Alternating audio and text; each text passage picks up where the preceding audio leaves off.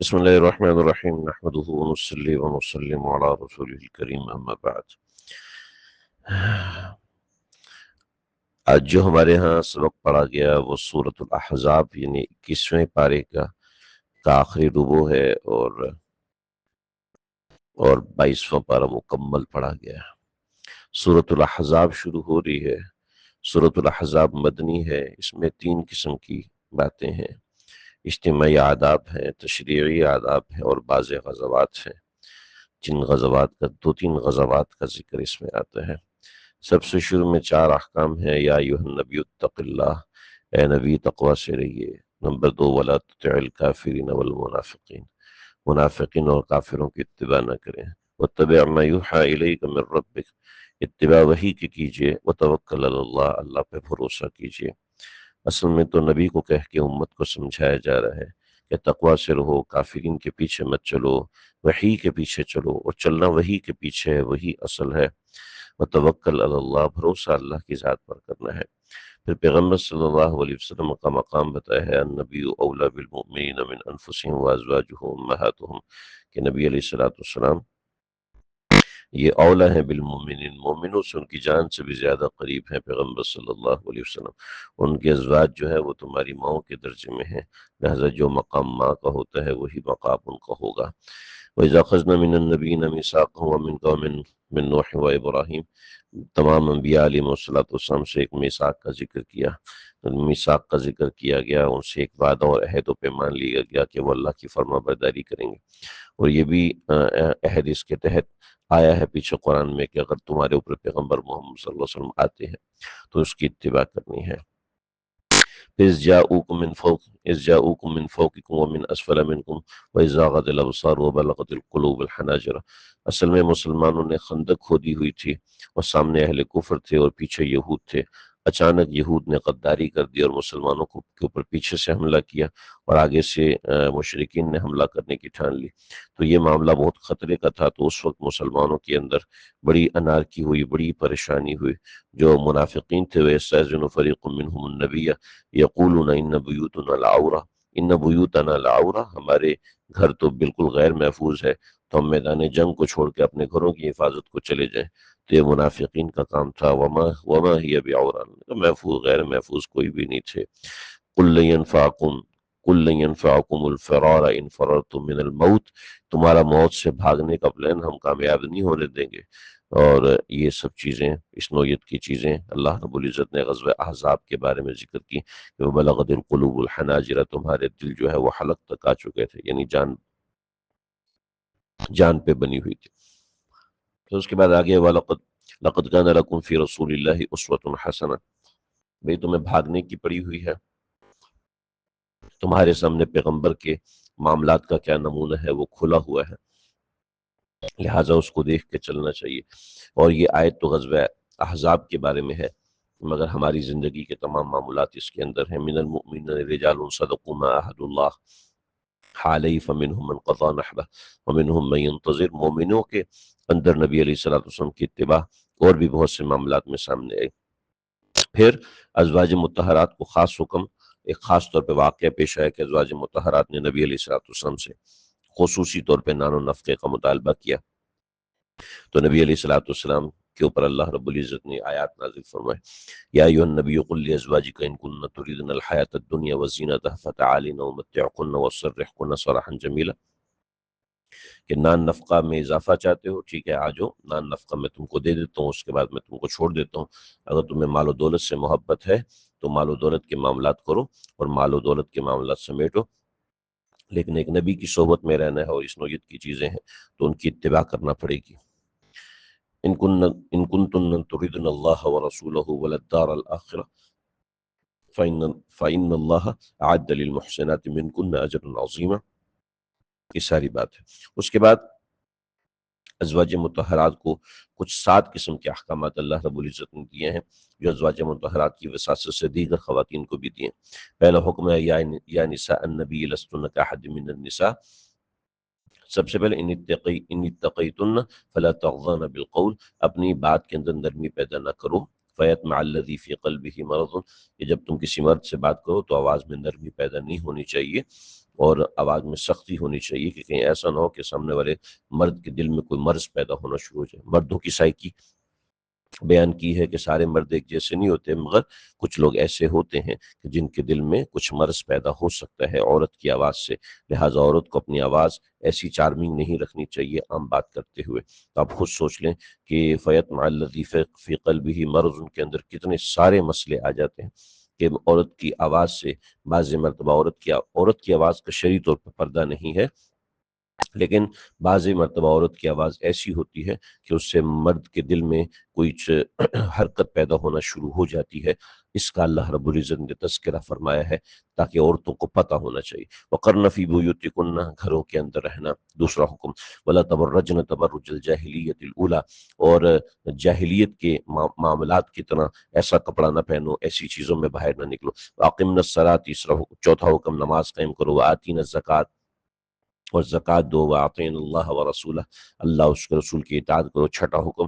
اور اس کے بعد وَاذْكُرْنَ مَا يُتْلَىٰ فِي بُيُوتِكُنَّ مِنْ آیَاتِ اللَّهِ وَالْحِکْمَةِ، اللہ کی آیات اور جو حکمت تمہیں پڑھی اور پڑھائی جاتی ہے اس کا گھر میں تذکرہ کرتی رہا کرو، یہ تمہارے لیے لازم ہے۔ یہ 7 قسم کے احکامات دیے۔ اس کے بعد ان المسلمین والمسلمات والمؤمنین والمؤمنات، اس قسم کے آیات ہے جس میں مومنین مومنات کے حوالے سے فضائل کا بیان ہے۔ پھر اس کے بعد ایک خاص مسئلہ، اِذْ تَقُولُ لِلَّذِي أَنْعَمَ اللَّهُ عَلَيْهِ وَأَنْعَمْتَ عَلَيْهِ أَمْسِكْ عَلَيْكَ زَوْجَكَ۔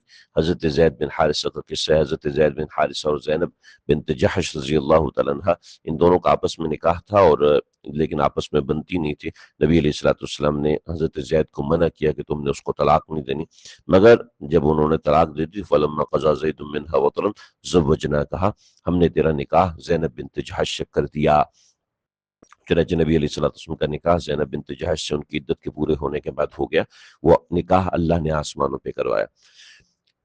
عرب کے اندر یہ معاملہ تھا کہ جو متبنہ ہوتا تھا، یعنی جو جس کے آپ گارجین ہیں، جو آپ کا بیٹا ہے، اس کی جو بیوی ہوتی تھی، یعنی جو آپ کا اصلی بیٹا نہیں ہے بلکہ آپ نے اس کو گود لیا ہوا ہے تو آپ اس کے گارجین ہیں، تو منہ بولا بیٹا جو ہوتا تھا، متبنہ جو ہوتا تھا،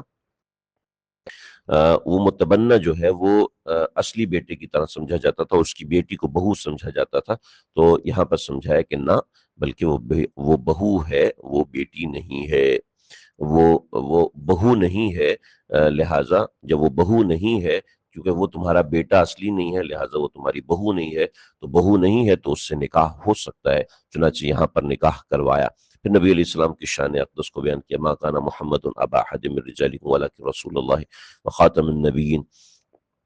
پھر اس کے بعد ہے یا ایھا النبی یا ایھا الذین آمنوا اذکروا اللہ ذکرا کثیرا وسبحوہ بکرۃ واصیلا یا ایھا النبی انا ارسلناک شاہدا ومبشرا ونذیرا وداعیا۔ نبی علیہ الصلوۃ والسلام کی خاص صفات کو اللہ رب العزت نے بیان فرمایا۔ پھر یا ایھا الذین آمنوا اذا نکحتم المؤمنات ثم طلقتموهن من قبل ان تمسوهن فما لكم علیہن من عدۃ تعتدونها، کہ جس عورت کو کی رخصتی نہیں ہوئی ہے اور اس کو طلاق ہو گئی ہے تو اب اس کی عدت نہیں ہوتی۔ رخصتی یعنی شوہر کے ساتھ خلوت صحیحہ وغیرہ کے معاملات نہیں ہوئے تو اب اس کی عدت نہیں ہوتی، اور نہ اس کا نفقہ اس کے شوہر کے ذمہ، البتہ وہ چاہے تو اس کو کچھ دے دے، یہی اللہ رب العزت نے قرآن میں ہے۔ پھر نبی علیہ الصلوۃ والسلام کے حوالے سے یا ایھا الذین آمنوا لا تدخلوا بیوت النبی الا ان یؤذن لکم الی طعام غیر ناظرین۔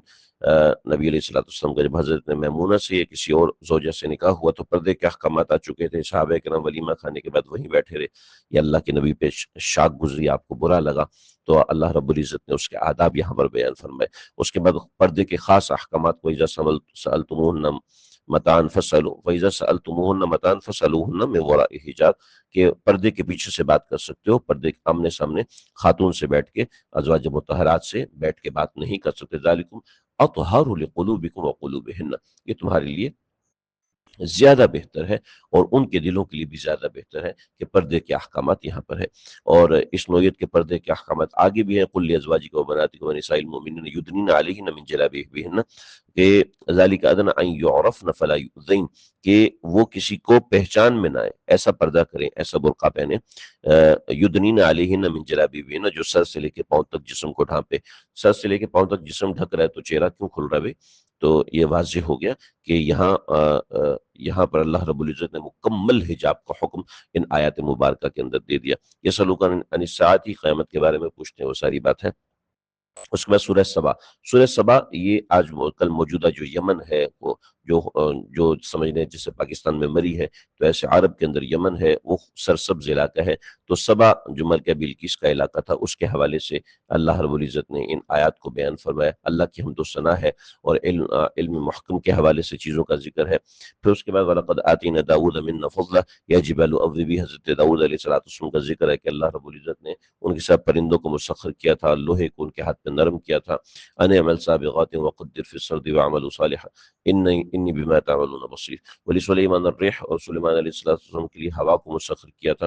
پھر وہ واضح طور پر ذکر کیا جب حضرت سلیمان بیت المقدس کو بنا رہے تھے تو حضرت سلیمان لاٹھی پکڑ کے کھڑے ہو گئے اور جنات ان کو دیکھتے دیکھتے شیشے کے کمرے میں دیکھتے رہے اور وہ بناتے رہے. حضرت سلیمان پورا سال کھڑے رہے. لیکن فلما قضینا علیہ الموت ما دلهم علی موتی، ان کو موت کا ان کو پتہ ہی نہیں چلا. الا دابۃ الارض تأکل من سأتها تأکل من سأتها تأکل من سأتها، کہ ان کی لاٹھی کو دھیمک نے کھا لیا. اور ایک سال کے بعد جب وہ گرے تو جنات کو پتہ چلا کہ حضرت داؤد کا انتقال ہوئے، سال گزر چکا.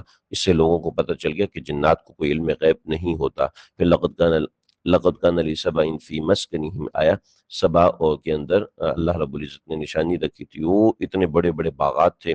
پھر سیل العارم، وہاں پر ایک ڈیم بھی بنا ہوا تھا، نہ سردی اور گرمی کا کوئی پتہ نہیں ہوتا تھا.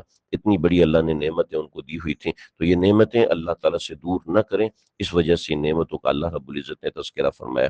اہل کفر کے انکار کا ذکر، وَيَقُولُونَ مَتَىٰ هَٰذَا الْوَعْدُ إِن كُنتُمْ صَادِقِينَ، اہل کفر کے انکار کا اللہ رب العزت نے ذکر کیا. اور پھر اس کے بعد اہل کفر کے بارے میں اللہ رب العزت نے مزید یہ ذکر کیا کہ یہ لوگ دلائل کو دیکھتے ہی نہیں. اگر یہ دلائل دیکھیں تو ہی تو ان کو بات سمجھ میں آئے. یہ جب دلائل دیکھتے نہیں ہیں تو پھر ظاہری بات ہے. اور یہ ان کے ظاہری قال الذین استکبروا للذین استضعفوا انحن صددناکم عن الہدی بعد اذ جاءکم بل کنتم مجرمین، تم ہی لوگ مجرم ہو. یعنی اپنے متکبر کی وجہ سے اپنے اوپر کسی نوعیت کا کوئی قصور لینے کو یہ لوگ تیار نہیں ہوتے. پھر پیغمبر صلی اللہ علیہ وسلم کے بارے میں اللہ رب العزت نے کچھ باتیں آخر میں ارشاد فرمائے کہ قل انما اعظکم بواحدہ ان تقوموا للہ مثنی وفرادا ثم تتفکروا ما بصاحبکم من جنہ. تمہارا جو ساتھی ہے اس میں کوئی جنون نہیں ہے. نبی علیہ الصلوۃ والسلام کی ذات عالی کو بیان فرمائے. سورہ فاطر آگے دلائل قدرت کا بیان ہے. مکمل صورت کے اندر اللہ رب العزت نے خصوصی طور پر دلائل کا ذکر کیا ہے. واللہ خلقکم من تراب، انسان کی پیدائش کا ذکر ہے. وما یستوی البحران ھذا عذب فرات سائغ شرابہ وھذا ملح اجاج. سمندر کا ذکر ہے کہ سمندر میں پانی دو قسم کے ہوتے ہیں، وہ آپس میں ملتے نہیں ہیں، وہ چل رہے ہوتے ہیں. یولج اللیل فی النہار، رات کا دن میں داخل ہونا، دن کا رات میں داخل ہونا. سخر الشمس والقمر، سورج و چاند کا مسخر ہونا. یا ایھا الناس انتم الفقراء الی اللہ، لوگوں کو سمجھایا کہ تم اللہ کے سامنے فقیر ہو، اللہ ہی کائنات کی اصل ہے. ولا تزر وازرۃ وزر اخری، قیامت کے دن کسی کا بوجھ کسی دوسرے پر ہرگز بھی نہیں ڈالا جائے گا. اس کے علاوہ علم تر ان اللہ انزل من السماء ماء، آسمان سے بارشوں کا نزول ہونا. یہ دلائل ہیں. ان دلائل کا ذکر پیچھے میں کئی مرتبے ذکر کر چکا ہوں. تو یہ سورۃ فاطر ہے. فاطر فطرت سے نکلا ہے. فطرت کے دلائل اللہ رب العزت نے سورہ فاطر میں بھر دیے. ان اللہ یمسک السماوات والارض ان تزولا، اللہ نے آسمان اور زمین کو تھاما ہوا ہے کہ وہ گر نہیں سکتے، وہ اپنی جگہ پر قائم ہیں. تو یہ آیات ہیں، یہ ابتدا سے لے کے انتہا تک اس سورہ کے اندر اللہ رب العزت نے دلائل قدرت کو بیان کیا ہے. اس کے بعد اگلی تراویح ہے ہماری، اگلی سورہ یاسین سے انشاءاللہ شروع ہوگی، آگے دیکھیں گے. اللہ سمجھنے کی توفیق دے.